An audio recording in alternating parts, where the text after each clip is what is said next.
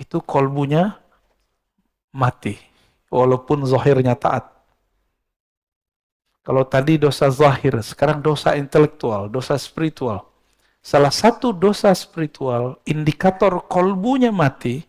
Untuk teman-teman yang menonton kajian ini, jangan lupa bersalawat kepada Nabi kita Rasulullah Muhammad sallallahu alaihi wasallam. Allahumma salli ala Muhammad wa ala ali Muhammad. Min, di antara alamat, tanda-tanda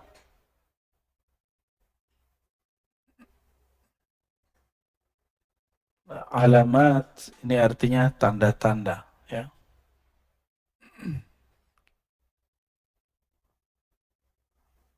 Jadi udah jadi bahasa Indonesia. Kalau dalam bahasa Indonesia, alamat tempat, alamat ini nih. Nah, jadi ada dua makna dalam bahasa kita. Alamat dari kata alam. Alam artinya tanda, ya. Di antara tanda-tanda mautil qalb, matinya kalbu.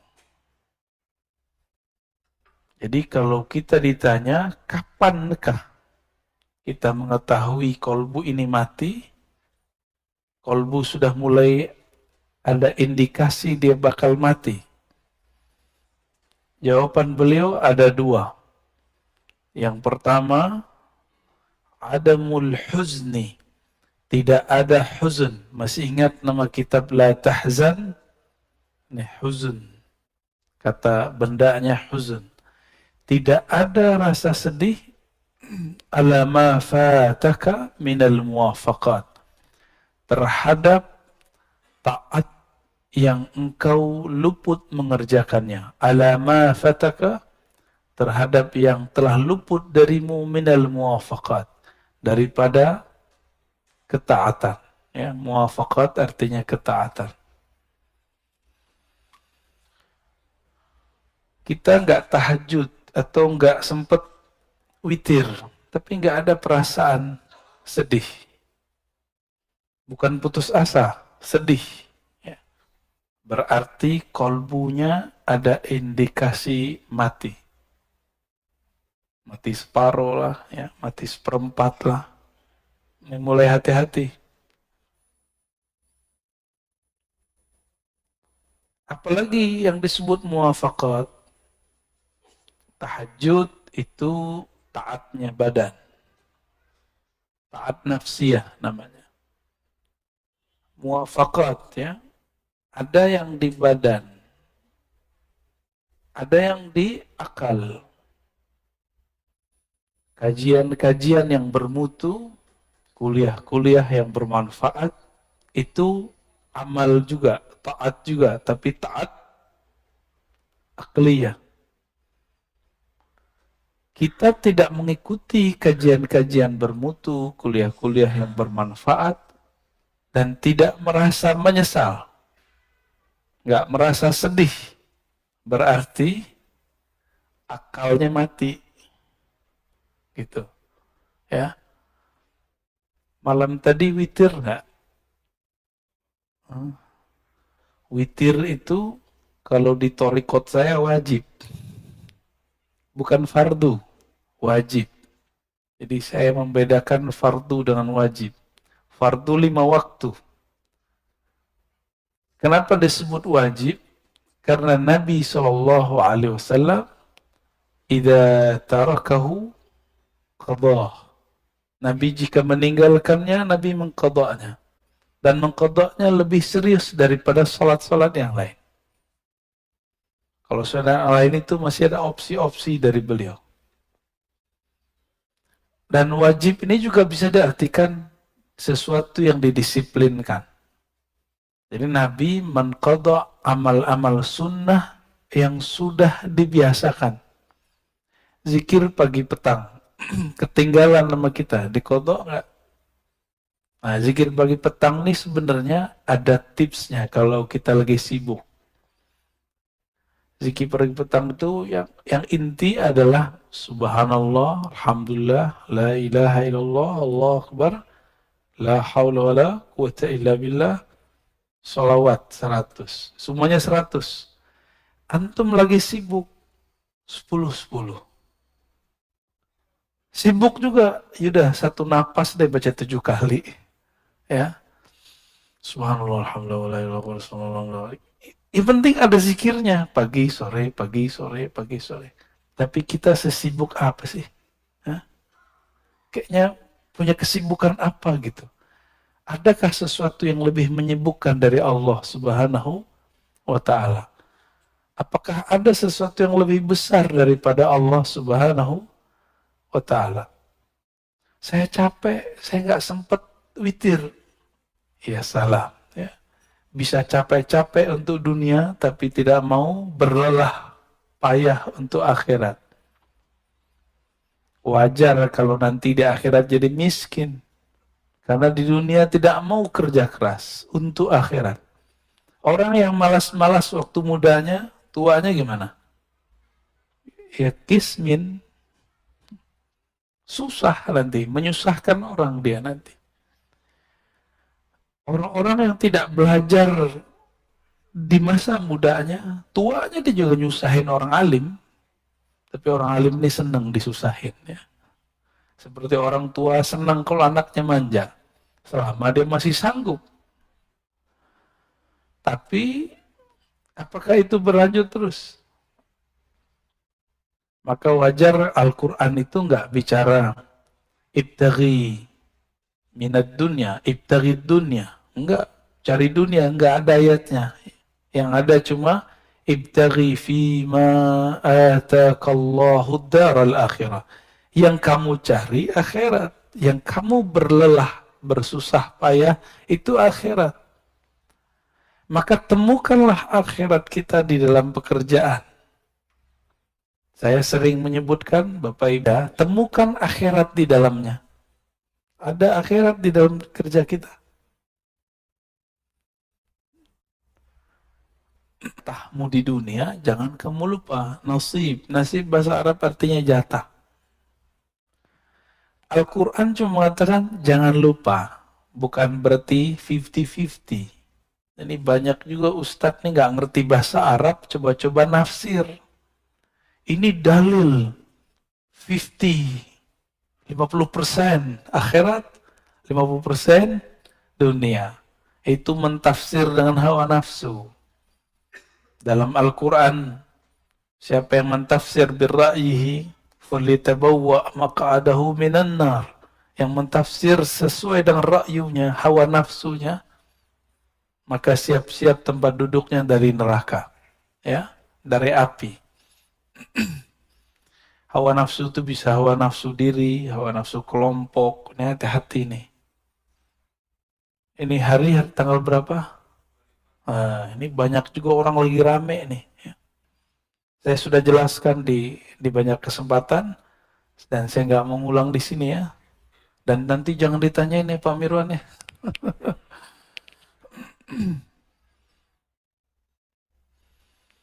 Dan yang kedua, tadi yang pertama, ini dia. Yang kedua, tarkun nadam. Tidak ada meninggalkan nadam. An-nadam artinya penyesalan.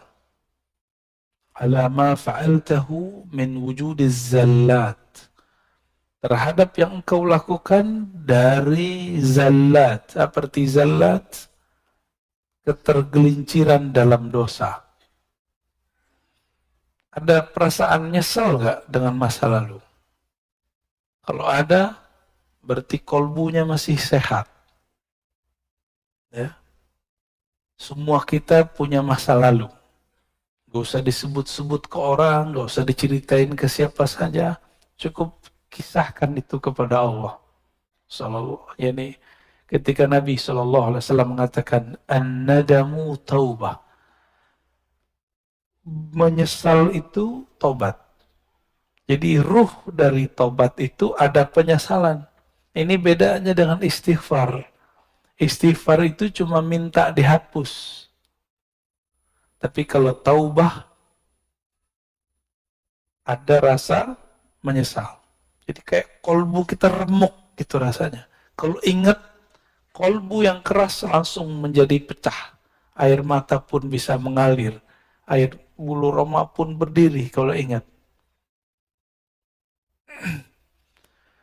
Oleh karena itu, dalam latihan zikir kami, biasanya sebelum zikir kita cek kolbu tuh pakai taubat. Jadi ntar diajak yang hadir zikir itu, ayo kita istighfar. Jika kolbunya tersentuh oleh istighfar, berarti kolbunya masih sehat. Kalau enggak, berarti ada masalah. Istighfar ini juga harus spesifik. Jangan doa doang yang spesifik. Ini kan beberapa ustadz mengajarkan jamaah doa yang spesifik. Oke, sebelum kamu doa yang spesifik, istighfar juga spesifik. Jadi sebutkan kepada Allah, ya Allah saya punya dosa ini. Dalam hati kita ngomong. Nah itu yang disebut ngaku, menyesal. Ya. Dan saya yakin yang hadir termasuk saya yang berbicara ini tidak ada yang dijamin dari maksiat. Dulu, sekarang, nanti. Kita nggak tahu ya. Oleh karena itu, buang-buang jauh rasa diri ini suci. Berarti kalau begini, orang-orang yang merasa sok suci, itu kolbunya mati. Walaupun zahirnya taat. Orang yang merasa sok suci. Siapa lagi? Orang yang merasa paling benar. Orang yang merasa paling benar tidak akan pernah menyesali perbuatannya. Benar gak? Nah, ini sisi lain. Kalau tadi dosa zahir, sekarang dosa intelektual, dosa spiritual. Salah satu dosa spiritual, indikator kolbunya mati, dia tidak pernah menyesali pemikirannya. Tidak pernah insaf. Tidak pernah mundur, merevisi kata-katanya. Seorang Rasulullah masih merevisi kata-katanya, apalagi cuma seorang ustadz. Apalagi seorang pimpinan. Rumah tangga kah, suami istri, kita harus membuang ego itu. Jangan sok perfeksionis mengatakan, saya kalau begini ya begini. Itu namanya keras hati, bukan pendirian. Kalau jelas salah, katakan salah. Oh, berarti saya salah. Kok kolbu susah untuk mundur? Barangkali kita kurang mencahayai kolbu dengan nama Allah Al-Latif. Maka saya menyarankan diri saya sendiri dan antum semua, baca nama Allah Ya Latif. Imamuna Abdul Hasan Al-Syazili menganjurkan baca Ya Latif, ya. Ya Latif. Itu 129. Baru ada efeknya. Ya Latif, Ya Latif, Ya Latif. Wahai yang maha lembut. Wahai yang maha halus. Mata dipejam, dipanggil Allah dengan hati. Dan rasakan kolbu kita akan lama-lama lembut, lembut, lembut, lembut. Ya. Nanti antum akan gampang minta maaf. Jadi orang yang susah minta maaf, tuh ya latifnya kurang. Ya. Ini biasanya nih, ibu-ibu ya, selalu benar ya, kata bapak-bapak. Tapi saya ketemu kok perempuan yang gampang minta maaf. Tapi kalau kata kawan kita, kelar loh sama perempuan. Tapi itu bukan diskredit perempuan ya. Mungkin perempuan ini terlalu halus. Wallahu a'lam bishawab. Nah, tapi Allah yang lebih halus, yang maha halus, pun menyebut dirinya afuun, ghafurun, ghafarun. Ghafurun, ghafarun. Allah menyebut dirinya afu, maha pemaaf. Kenapa kita gak pemaaf? Saya heran ada tokoh agama ngomong kalau kita disakiti, kita balas lebih jahat lagi.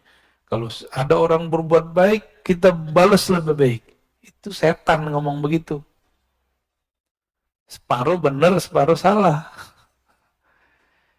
Kalau ada orang menyakiti, tidak balas menyakiti, itu baru waliullah.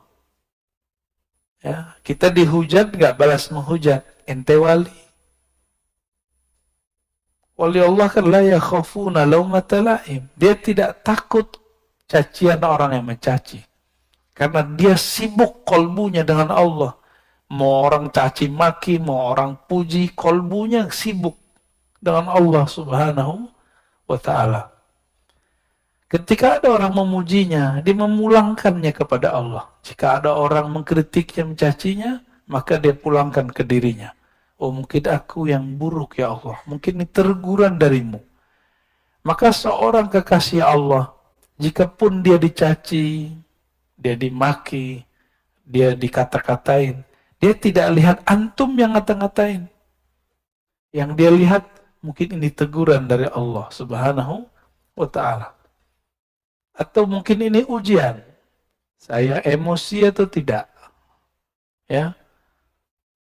Gimana? Antum dicaci maki? Emosi, panas ya? Biasa aja lah ya. Rasulullah Shallallahu Alaihi Wasallam itu makhluk yang paling banyak dicaci. Benar. Di Quran lengkap. Majnun, asatirul awwalin, dolla, macam-macam. Nabi itu gila. Adakah cacian yang lebih tinggi dari gila? Gak ada, itu paling tinggi udah. Agak rendah dikit, asatir, awwalin, suka mendongeng. Rasulullah ini suka membawa kisah-kisah masa lalu. Bahkan itu menjadi perintah di Quran. Waqsusil qasasa. Bagi mereka ini dianggap sebagai dongeng. Dongeng apa lagi nih, gitu ya. Terus kalimat berikut, la ya'zum az-zanbu 'indaka 'azmatan tasudduka an husnil dhanni billah. Nah, ini beliau lagi ngasih harapan ya. La ya'zum az-zamb. Tidaklah dosa itu jadi besar. 'azmatan, benar-benar besar, tasudduka an husnil dhanni billah.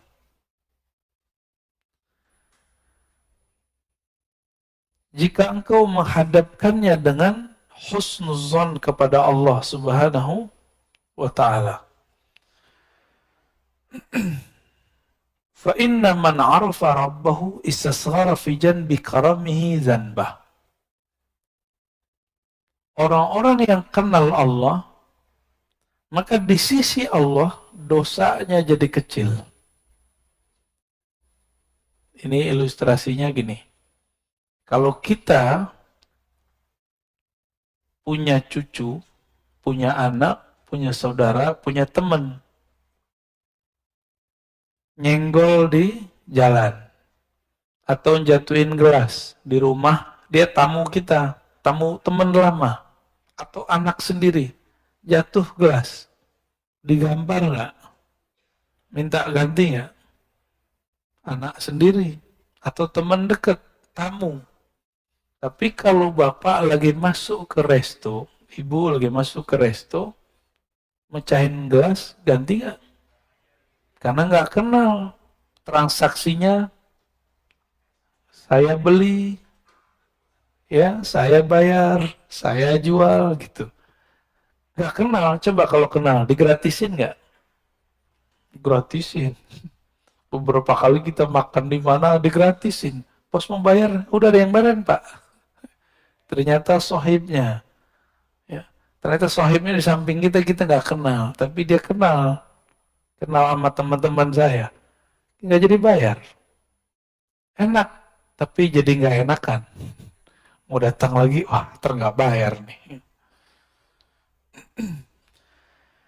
Jika kita kenal seseorang, dia berbuat salah, kita maafkan. Jika kita hubungannya, kita penjual, dia pembeli, kita gratiskan. Kalau antum kenal Allah, surga Allah nggak jual, Allah kasih. Tapi orang yang tidak kenal Allah, dia memikirkan, dia membayangkan bahwa dia sedang beli surga.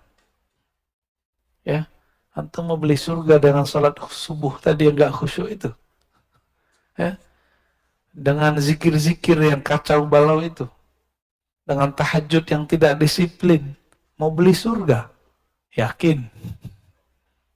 Dengan sedekah yang terbersit, ingin ditambahkan 70 kali 700,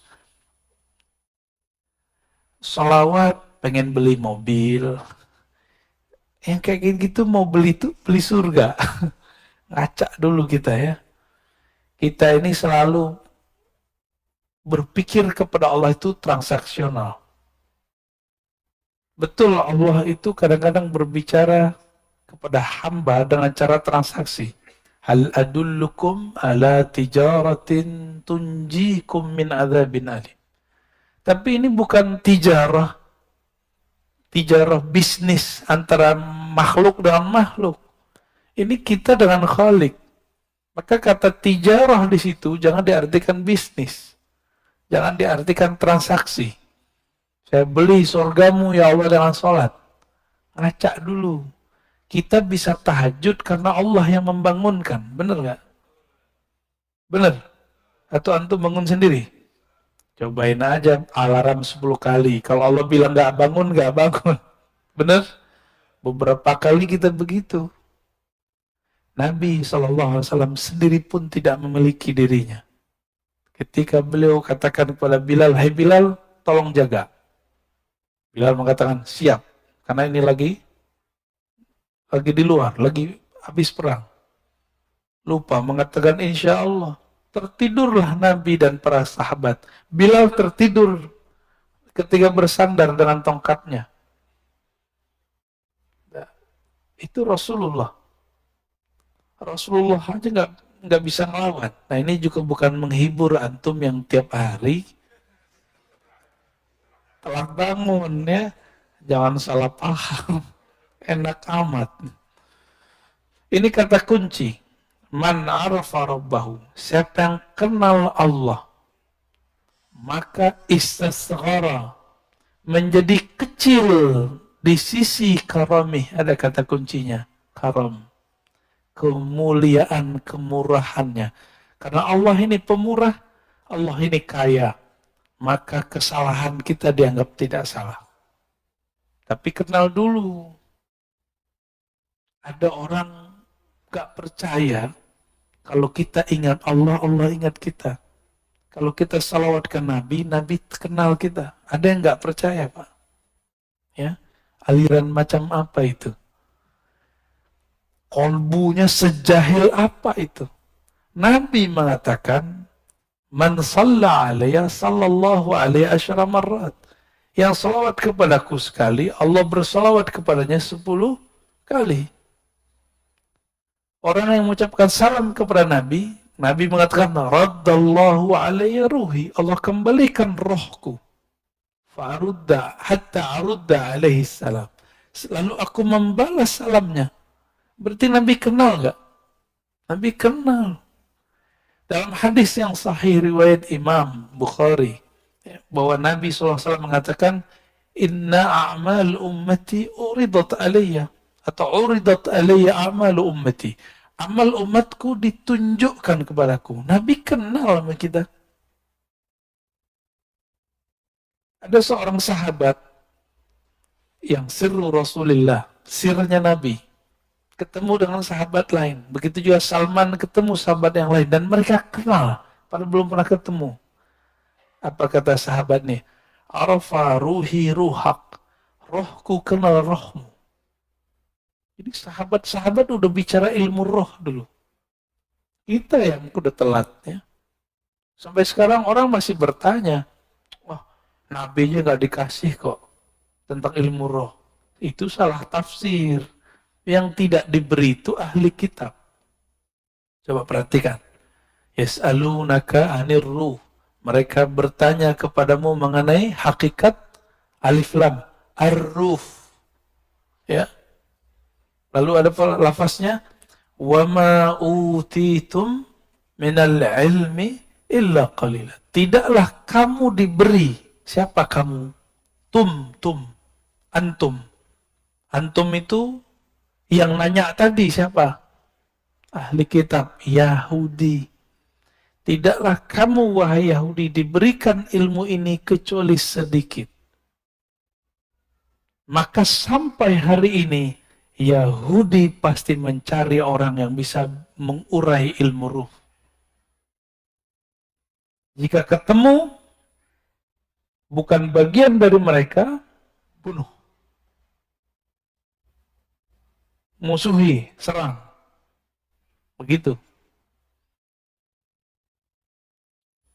Diserangnya bagaimana? Oh, sekarang cara mereka menyerang pakai orang dalam. Ustadz lawan ustadz, kiai lawan kiai. Bukan wali lawan wali, Pak. Wali setan lawan wali Allah ya. Ya. Kalau wali Allah nggak mungkin perang dengan sesama wali Allah. Sayyidina Umar dilaporkan oleh orang bahwa ada sahabat Rasulullah Ahlul Badar mabuk-mabuk. Udah dijilid itu dipukul. Terus orang ini mengatakan, yang lapor, wahai Umar, ya Amirul Mukminin, laknat saja dia. Kata Umar, ente boleh hukum dia secara fisik, tapi tidak boleh melaknatnya. Fa'innahu yuhibbullaha wa rasulah. Dia sangat cinta kepada Allah dan Rasulnya. Jadi Umar membedakan hukum zahir dengan hukum batin. Hukum zahirnya kalau dia salah dihukum, diiqab, kena sanksi. Tapi batinnya kita nggak boleh main. Batinnya urusan dia. Umar ngerti, apa kata Umar? Hati dia cinta kepada Allah dan Rasulnya. Yang laporin ini yang masalah nih, hatinya nggak hidup ini. Fa inna man arafa rabbahu, ya. Siapa yang kenal Allah, istasghara, maka di sisi Allah menjadi kecillah zanbah, dosa-dosanya. Maka ada ungkapan dalam sebuah riwayat, man nazarallahu ilaih lam yu'azibhu abadan. Siapa yang Allah pandang dia sekali saja dengan rahmatnya, maka Allah tidak akan menyiksanya selama-lamanya. Maka orang-orang Ahlul Badar ini kan dipandang Allah sekali waktu Badar. Allah tidak akan pernah menyiksanya. Umar tahu itu, maka Umar tidak berani bermain hukum batin, hukum rohani. Dia cukup main hukum zahir. Ya. Itu peminum loh Pak. Pemaksiatnya zahir, nggak ada urusan sama politik. Ya. Sayyidina Umar beda pilihan, beda sikap dengan Ali. Mereka jontok-jontokan. Tapi dalam bab kemaslahatan, Umar dan Ali sepakat. Suatu kali Umar Ibn Khattab radhiyallahu ta'ala anhu ingin keluar kota, memimpin pasukan langsung. Datang Ali pakai kuda. Apa kata Ali? Ya Amirul Mu'minin, jika engkau mati di tengah jalan, lalu siapa yang ngurus Madinah? Ini tanda Sayyidina Ali tidak nafsu jadi khalifah. Tidak seperti yang diklaim banyak orang. Ini hadis sahih. Apa kata beliau? Jika kamu nanti perang dan engkau mati di tengah jalan, engkau mati di medan juang, lalu yang ngurus kami siapa? Kami masih butuh engkau, wahai Umar. Kira-kira begitu.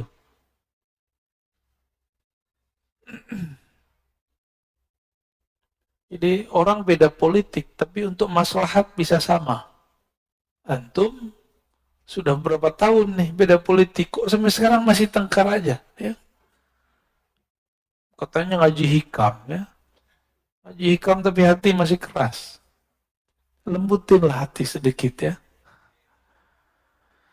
Baik.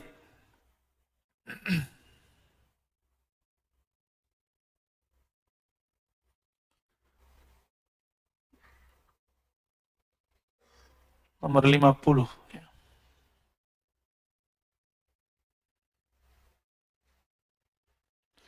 La saghirata, tidaklah dianggap dosa itu kecil idza qabalaka adlu, jika engkau datang kepada Allah lalu dia menuntutmu dengan keadilannya. Jadi jangan pernah minta keadilan Allah. Ini kayaknya ada yang minta-minta keadilan Allah ya. Ada yang berani minta keadilan Allah? La saghirata, tidak disebut dosa kecil jika Allah menanggapimu dengan keadilannya. Jadi jangan pernah mengatakan Allah nggak adil nih. Jangan pernah ngomong gitu. Kok kita yang kena corona? Kok zaman kita yang kena corona? Gitu. Jangan ngomong gitu ya. Orang yang berbicara seperti itu berarti nggak kenal Allah. Bahwa Allah itu sudah banyak memberi rahmat untuk kita. Allah itu sudah banyak maafin kita lah Pak. Di zaman dulu satu dosa itu langsung diikop. Sekarang udah berapa kali dosa kita lakukan Allah nggak langsung ikop. Maka ini Allah kasih kesempatan supaya tidak mengulang kembali. Kalaupun terulang, balik aja lagi ya. Jangan kemudian putus asa. Tidak ada kata putus asa kepada Allah. Ini dia adil. Oleh karena itu, Imam Abul Hasan Al-Asy'ari mengatakan, mintalah rahmatnya. Jangan engkau pernah minta keadilannya. Minta rahmat Allah, maksudnya gini, saya dengan sholat saya tadi, saya nggak yakin Pak bisa masuk surga.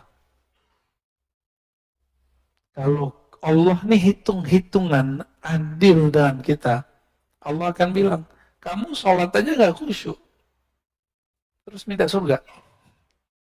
Dibuang Pak, pasti dibuang. Kemarin makan minum, baca doa nggak? Beneran? Lupa kan? Di awal sama di akhir. Itu aja lupa. Allah itu pengen selalu diingat. Inilah sisi yang kita sebut feminimnya Allah. Allah itu maha feminin. Bukan seperti ya, inilah Allah titipkan kepada perempuan. Perempuan kalau kekasihnya tidak ingat dia ngambek gitu. Maka Allah mengatakan ghayur, aku pecemburu yang sangat cemburu. Jadi jangan coba-coba minta Allah pakai keadilannya, tapi mintalah Allah dengan kemurahannya. Wala kabirata, tidak disebut kabir dosa besar, kabirah. Jadi orang Arab itu kalau nyebut dosa itu cukup sebutkan kata besar lalu tambahin ta marbutah. Indikasinya negatif. Yang besar, apa yang besar? Sesuatu yang negatif. Tidak disebut dosa besar jika dia menerimamu dengan fadluh, kemurahannya, dengan anugerahnya. Seorang ayah, ibu melihat anaknya yang salah, itu pakai keadilan atau pakai kemurahan? Jadi kemurahan hati orang tua, maka dia kemudian memaafkan itu anak. Jika seorang ayah kepada anak-anaknya seperti itu, apalagi Allah kepada hambanya. Allah itu lebih sayang kepada kita daripada orang tua. Ya. Sama orang tua sayang-sayang, tapi tongkarnya selalu. Ya. La saghirata ila qabadaka adlu. Tidak disebut dosa kecil jika Allah menerimamu dengan keadilan. Tidak disebut dosa besar jika Allah menerimamu dengan kemurahan. Ya, maka kita selalu mengatakan Allahumma inna nas'aluka rahmatak. Ya Allah, kami minta kemurahan rahmatmu. Jangan katakan ya Allah inna nas'aluka adlak. Kalau Allah mau mengasih keadilan, maka semua manusia berhak disiksa kecuali para nabi. Hanya para nabi lah yang betul-betul adil, dan para wali. Tapi para aulia pun mengatakan kami ini pendosa. Nabi pun mengatakan kami ini pendosa. Seorang nabi mengatakan tidaklah masuk surga seseorang kamu kecuali dengan rahmatnya, bukan dengan keadilannya. Kalau dengan keadilan ditimbang dulu amalnya. Nah, ini rahasia sebenarnya. Kalau Allah ingin memasukkan seseorang dalam surga dengan keadilannya, maka Allah akan menimbang dengan detail, dengan rigid. Tapi kalau Allah sudah ingin memasukkan seseorang ke dalam surga, maka orang itu ditimbang, dihisap, tidak rigid. Ini yang disebut dalam hadis. Wa yuhasabu, dalam Quran juga ada, wa yuhasabu hisaban yasira. Maka Nabi sampai di ayat itu berdoa, Allahumma hasibna hisaban yasira. Dan di akhirat si hamba dihisap dengan hisap yang yasir, yang ringan, yang mudah. Jadi kalau kita biasanya nih orang-orang lembaga-lembaga yang diakreditasi, petugas akreditasi datang, kalau udah kenalan, teman sesama kuliah nih, jadi rektor gitu ya, atau jadi direktur, gimana? Jadilah tahu sama tahu aja deh, aku tinggal beres, siapin borangnya, udah kita pulang. Langsung dikasih nilai A+, karena sudah kenal. Jadi makanya orang yang memberi akreditasi ini nggak boleh satu, harus lebih dari satu, supaya ketika dia kenal, dia memberikan kemurahannya tanpa objektif, harus ada juga yang galak-galak dikit gitu. Ya.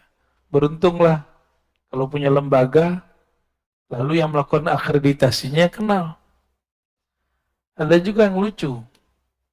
Ada seorang kepala sekolah, dia udah ketakutan, akreditasinya belum benar. Tahu tim akrediturnya dulu adalah siswa dia yang sekarang sudah jadi doktor. Ya, cium tangan ketemu, ya beres. Ya, nggak ada masalah Pak. Langsung nilainya A. Kenapa? Cukuplah saya bukti bahwa sekolah ini bagus, kata anaknya. Wallahu a'lam bis-shawab.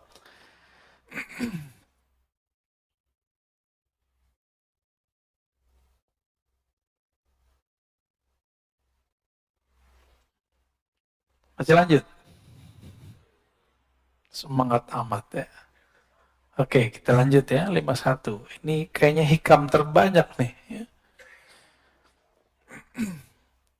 La amala arja lil qulub min amalin yaghibu anka syuhudu. Nah ini kayaknya salah ketik ya. Ini kalau bersanad tahu Pak di mana salahnya. Kalau nggak bersanad nggak tahu. Ini kelirunya di sini. Lil qabul.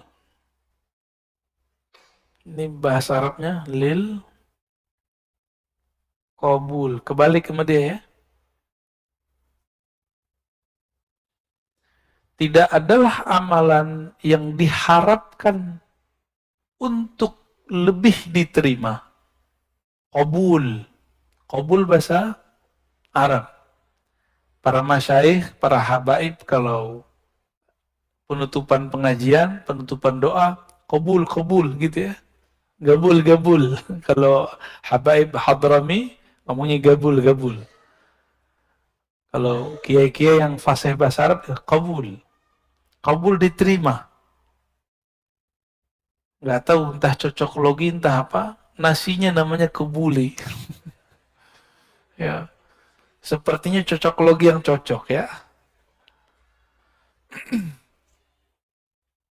Tidaklah ada amalan yang lebih cepat diterima oleh Allah min amalin, melebihi satu amalan. Amalan yang mana? Yaghibu anka syuhudu. Ini cara nerjemah. Kalau ada yang bisa bahasa Arab, ini kata kerja, ini failnya, yang bekerjanya. Dahulukan ininya subjek, ini predikat. Jadi dalam bahasa Arab dibalik-balik.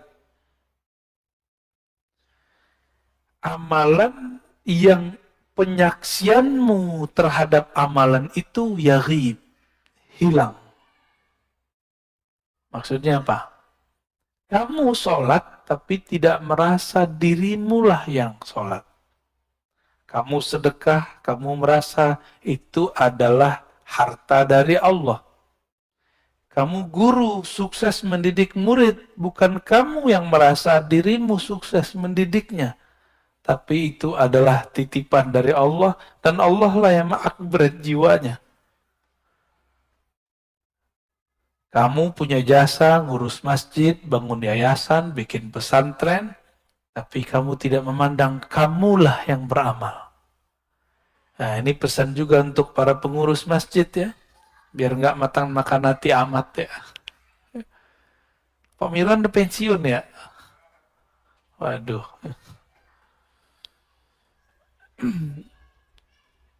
Amal yang paling berat di tengah masyarakat itu ngurusin fasilitas bersama yang kita sebut wakaf lillah. Karena ini milik Allah. Maka orang yang tulus melakukan ini, tulus ngurusin ini, itu dia dapat amal yang paling besar selama dia tidak merasa berjasa. Jadi jangan ada yang ngomong kalau bukan gua nih yang ngurus masjid, masjid nggak jadi, nggak jalan. Itu langsung dicoret, Pak. Ya, berarti kita memandang diri kita beramal. Sedangkan di sini Ibnu Athaillah mengatakan ciri-ciri amalan yang langsung diterima oleh Allah. Kamu tidak memandang kamu beramal.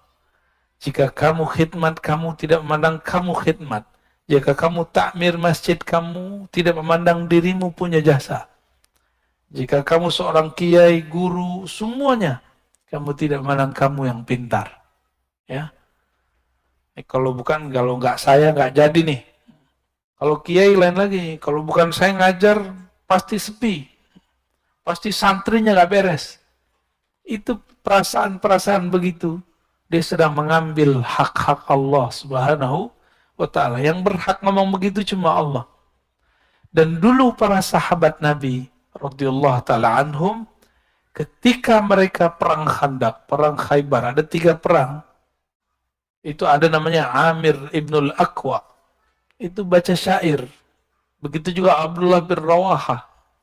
Apa syairnya sama? Laulaka anta ma sallayna mahtadaina.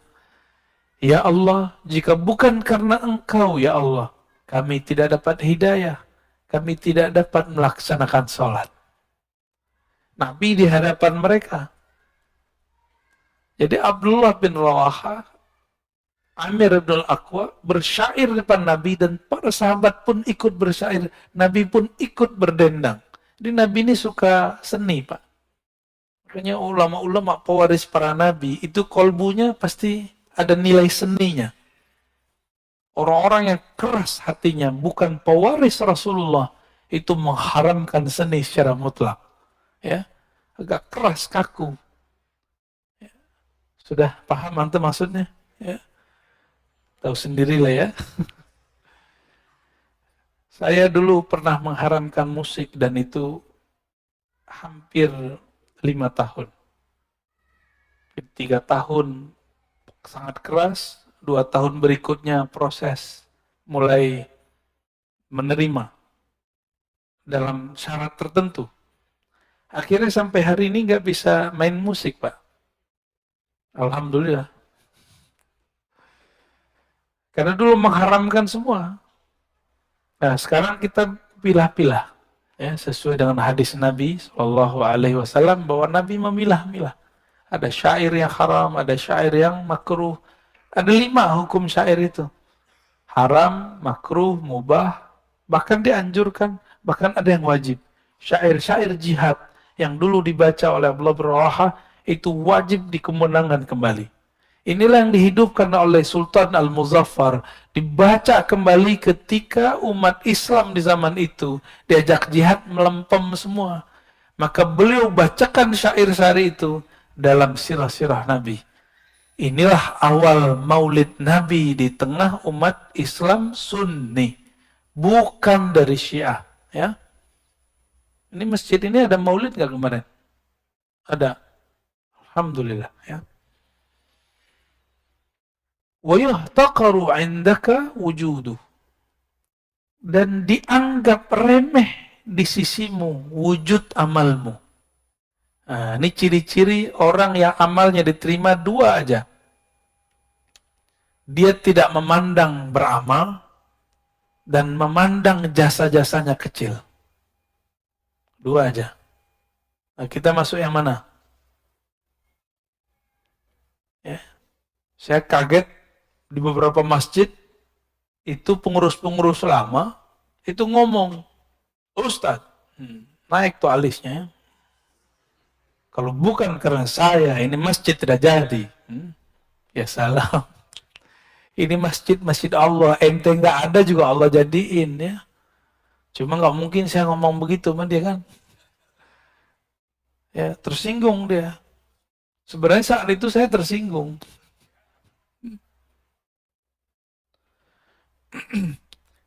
Ini ciri-ciri amal yang qabul ya. Qabul, amal yang diterima. Jangan dibaca kubul ya. Terhilang wawunya. Kubul tempat keluar berak tuh. Ya. Nauzubillah, jangan salah baca ya. Inilah yang disebut dalam ilmu ma'rifatullah fana fillah. Yang orang sering nyebut fillah, bener gak? Gua ya kayak ngerti aja ya. Sering nyebut begini ya? Fillah, lillah, billah. Kalau nggak ngerti gue jangan baca lah, malu kita. Ya, lillah aja gampang. Fillah jangan sebut. Fillah ini berat. Fillah itu dalilnya wa man jahada fina lanahdiyannahum subulana. Siapa yang mujahadah fina di dalam kami, itu maksudnya apa tuh? Dalam cinta kepada kami, menghilangkan dirinya dalam diri kami, menghilangkan sama basarnya dalam sama basar kami, menghilangkan amalnya dalam amal kami, perbuatannya dalam perbuatan kami. Allah masih nyebut kami loh di situ. Lanahdiyannahum subulana. Kami baru tunjukkan jalan-jalan, banyak jalan bukan satu, menuju kami. Ya, kalau syariat jalannya satu, tapi kalau jalan rohani, kalau sudah dibuka jalannya banyak. Itu sebabnya banyak thariqat. Kalau mazhab cuma 4 mazhab, syariatnya sama, cuma pemahaman yang beda. Tapi thariqah bisa banyak. Thariqah sufi, thariqah para aulia. Karena dalil tadi, lanahdiyannahum subulana. Ini pakai lam taukid dan nun taukid. Sungguh benar-benar kami akan tunjukkan jalan-jalan kami. Jadi banyak jalan menuju Allah. Siapa yang dia mendapatkan itu? Orang yang lebur, tidak memandang amalnya. Kita menyebutnya fana fillah. Fana, tenggelam, karam dalam Allah. Orang kalau sudah benar cintanya, egonya habis. Ini suami istri, mohon maaf ya yang sudah menikah. Antum belum benar-benar mencintai kekasih kalau masih merasa berjasa. Kalau masih butuh kata-kata terima kasih. Walaupun sehari-hari kita harus begitu. Kalau masih belum percaya dengan pasangan, pasangan kita keluar, mulai ada kekhawatiran. Ntar dia digoda ini, ntar dia ngelirik ini. Berarti kita nggak ada percaya sama dia. Betul, jangan percaya sama pasangan. Percayalah dengan Tuhan dia. Maka kalau pasangan kita keluar, kita katakan, ya Allah, aku titipkan pasanganku kepadamu. Aku titipkan anak-anakku kepadamu. Aku titipkan, begitu. Guru dengan murid sama. Guru capek kalau semua urusan murid diurus sama dia. Urusan dunia, akhiratnya, lelah. Maka seorang guru nggak boleh juga jumawa. Ya, nggak boleh juga merasa sok berjasa. Dia cukup katakan, ya Allah, hanya engkau yang urus mereka. Bapak ini kan banyak pengalaman rohaninya. Juga banyak bebal rohaninya. Ya. Itu kalau satu-satu saya harus dengerin curhatnya, telinga saya hilang sebelah kali Pak. Ya. Nggak mungkin. Maka Bapak curhatlah kepada Allah. Saya pun mendoakan semoga kita diterima oleh Allah Subhanahu wa Ta'ala. Udah syuruk Pak. Jadi ciri-ciri amal diterima apa? Jadi ilmu tasawuf, ilmu mengetahui amal diterima apa enggak. Nanti antum coba lihat. Barusan subuh merasa soleh enggak? Huh? Merasa dapat pahala dunia dan seisinya enggak dengan sholat sunat tadi? Aneh enggak yakin. Orang takbir aja enggak jelas. Takbir aja ngantuk-ngantuk. Ya. Baru ingatnya pas Assalamualaikum. Baru ngeh gitu. Jadi gerakan itu cuma karena sudah biasa. Jadi kayak orang silat, kalau sudah mulai takbir, ngikutin aja. Begitu kita tidak kuat menahan gejolak pikiran itu kemana-mana. Tanda bahwa kita ini tidak bisa menguasai diri sendiri. Terus antum menguasai orang lain. Ya.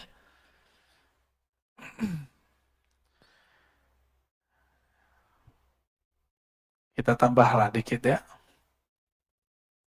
Innama aurada alaika al-warid. Ini ada istilah namanya warid. Ada wirid, ada warid. Ini dua ya. Ini dua hal yang beda. Apa arti warid? Nah, dari warid kita mulai. Warid itu anugerah rohani yang Allah berikan. Bahkan tidak hanya rohani, juga materi. Itu warid. Orang-orang ahli hikmah ini bukan hikmah yang hikmah rohani, tapi hikmah kebatinan. Mereka mencari warid dengan mencari kesaktian. Baca ini, kamu begini.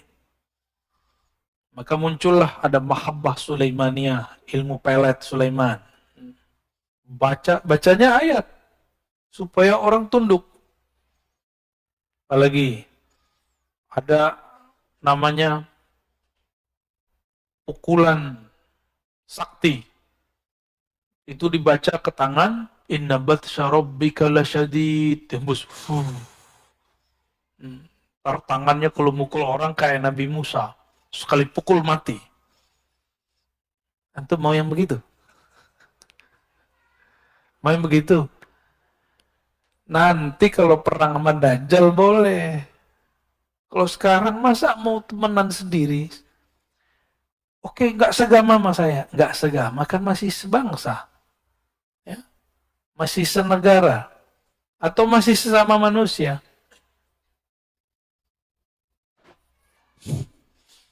Jadi warid itu anugerah.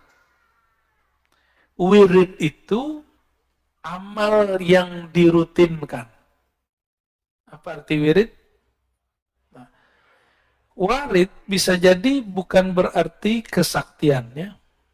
Bisa kesaktian, bisa kesejahteraan. Tapi itu zahir. Baca waqiah supaya harta melimpah. Saya mau tanya sama antum. Kalau antum nggak baca waqiah, rezeki udah ada belum? Berarti waqiah untuk apa? Maka sekarang hikmahnya jangan hikmah rendahan. Hikmah itu ada dua. Hikmat al-batiniyah, ya, ad-daniyah. Hikmah kebatinan yang rendah. Ada hikmah al-batiniyatul ulya, al-a'la. Hikmah yang tinggi. Apa hikmah yang tinggi? Saya sadar tanpa saya baca waqiah pun Allah sudah kasih jatah rezeki. Lalu waqiah itu untuk apa? Ternyata waqiah itu diajarkan oleh para ulama dari dulu. Di situ ada ayat-ayat tauhid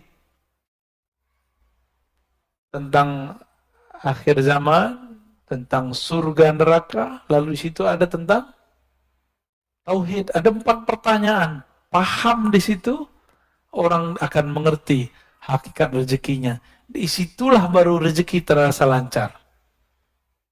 Itu rahasia alwa, ya. Arti wirid apa arti wirid tadi? Amalan yang sudah dirutinkan, diulang-ulang-ulang. Ya. Orang awam berpikir saya beramal lalu saya diberi anugerah. Tapi orang yang kenal Allah berpikir anugerah itu turun sehingga saya dapat beramal. Beda.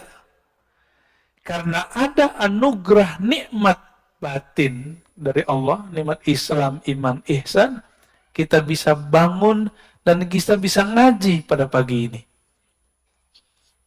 Benar. Jadi antum bisa bangun pagi ini itu karena 3 nikmat tadi, Islam, iman, ihsan. Kalau nggak ada nikmat ihsan, nggak akan tahan. Ya. Bangun jam berapa tadi Pak? Ada yang jam 2, ada jam 3. Ya. Yang ini tadi itu ngantuk-ngantuk gitu. Jam 1 dia bangun tadi tuh. Mau nemenin saya jam 1 dia bangun. Paling jauh nih Pak, nggak tahu. Antum ada yang lebih jauh nggak? Bekasi. Hah? Bekasinya nggak tahu, ujung kali ya. Jadi kita diberikan nikmat. Dengan nikmat itu kita bisa taat. Ini rumus orang arif billah, orang kenal Allah. Tapi kalau orang jahil billah, dia taat, merasa taat, lalu dengan taat itu dia merasa dapat nikmat. Ini kalau saya nggak sholawat nih, masjid nggak rame. Ada yang ngomong gitu nggak? Hah? Ini pesantren kalau saya nggak baca Quran nih, nggak ada cahayanya. Cahaya itu turun dahulu ke dalam hatimu, baru kamu bisa baca Quran. Jangan dibalik. Karena nur itu jatuh ke dalam kolbumu, barulah kamu bisa bangun di pagi ini. Baru bisa kemudian mendengarkan taklim. Kira-kira seperti itu ya. Jadi jangan GR. Nah, maka dikatakan di sini, innama aurada alaikal warid. Allah memberikan warid litakuna bihi alaihi waridan, supaya kamu dengannya warid itu, dengan anugerah itu, alaihi terhadapnya waridan, datang. Ini waridan di sini artinya datang. Warid yang pertama artinya anugerah. Tuh beda, satu jumlah, satu kalimat, lafaznya sama, artinya beda. Kalau nggak bersanad nggak bisa paham. Inilah nikmat bersanad. Kita bisa memahami sesuatu tanpa perlu Keliru ya. Jadi warid yang pertama anugerah rohani. Warid yang kedua kamu datang kepada Allah SWT. Nah, tadi saya mengatakan apa? Karena nur itu turun kepada kita, kita bisa sholat tahajud. Bukan karena kita tahajud, kita dapat nur. Gitu ya. Nur apa yang ada di kolbu? Ternyata disebutkan di dalam surat At-Taghabun. Siapa yang percaya kepadanya. May yu'min billah. Percaya aja sama Allah. Allah akan bimbing kolbunya. Bimbingan kalau nggak pakai cahaya, nggak bisa. Ya. Allah kasih nur. Coba Bapak Ibu, kalau nggak ada cahaya, bisa lihat nggak? Nah, cahaya batin itulah anugerah hidayah dari Allah Subhanahu wa Ta'ala. Inilah nikmat yang mesti kita syukuri. Ini terakhir ya.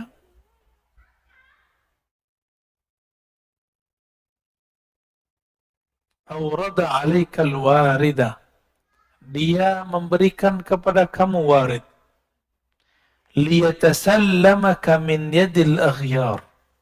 Agar engkau selamat daripada gangguan selainnya. Aghyar. Waliharriraka min rikil athar. Lalu membebaskan kamu, memerdekakan kamu dari penjara, tawanan, athar, alam semesta. Maksudnya gini, Allah itu berikan kamu anugerah rohani supaya tidak bergantung kepada guru. Supaya nggak bergantung kepada obat, makanan. Kita tetap berguru, kita tetap minum obat, tapi yang kita minta kepada Allah hidayah. Ketika minum obat, gantungnya ke Allah. Apa yang kita gantungkan? Aku meminta kesembuhan darimu ya Allah. Sehingga nanti jika obat habis, nggak panik. Karena kesembuhan dari, sehingga jika guru mati wafat, innalillah wa inna ilaihi rajiun, nggak goyang. Ya, maka saya mengajak kepada para guru, para kiai, para mursyid, para murabbi, jangan buat murid-murid itu bergantung kepada kita.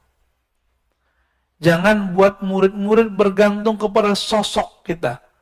Tapi buatlah murid terlatih dengan amal-amal. Amal fikriyah, amal fikrah, amal qalbiyah, amal qalbu, lalu amal badaniyah, amal badan. Syukur-syukur jika ada amal ruhiyah, ma'rifatullah. Jadi jangan bergantung kepada kiai, kepada guru. Guru manusia, jangankan guru, Rasulullah pun wafat, benar. Rasulullah udah wafat kan? Hanya Nabi Isa, Nabi Khidir, Nabi Ilyas yang masih hidup.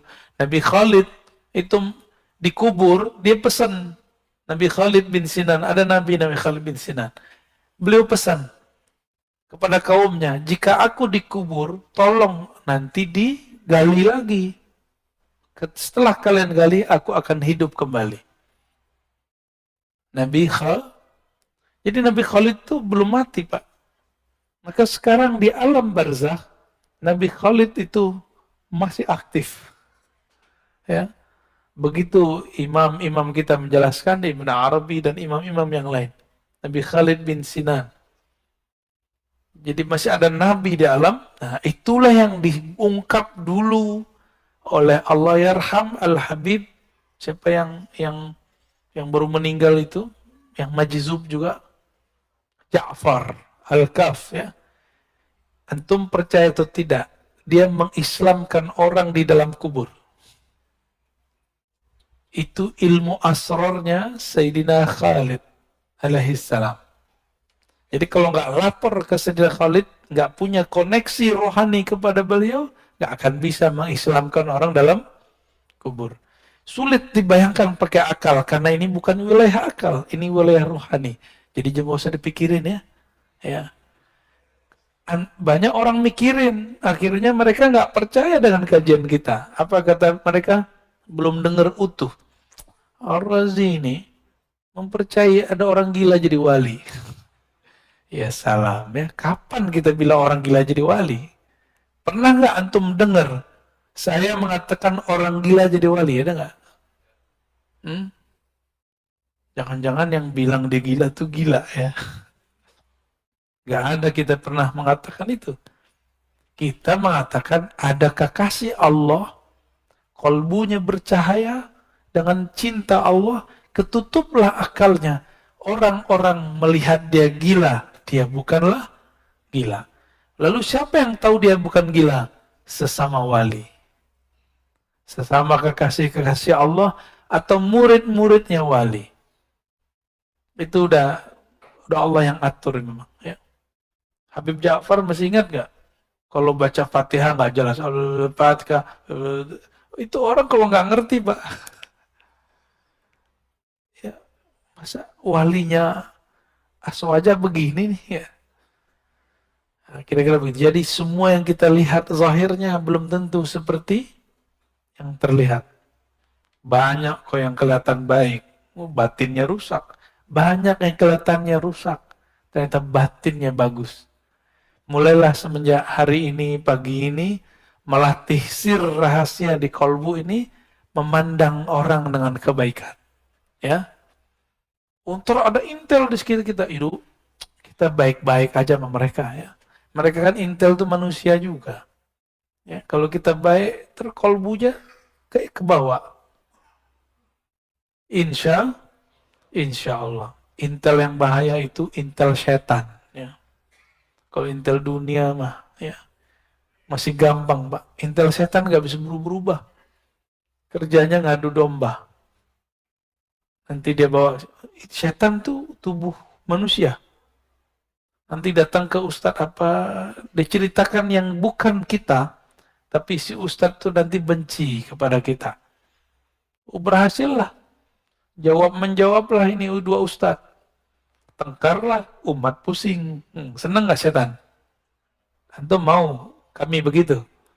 Jadi jangan adu-adu kita ya. Gak mau kan jadi intel setan? Oke.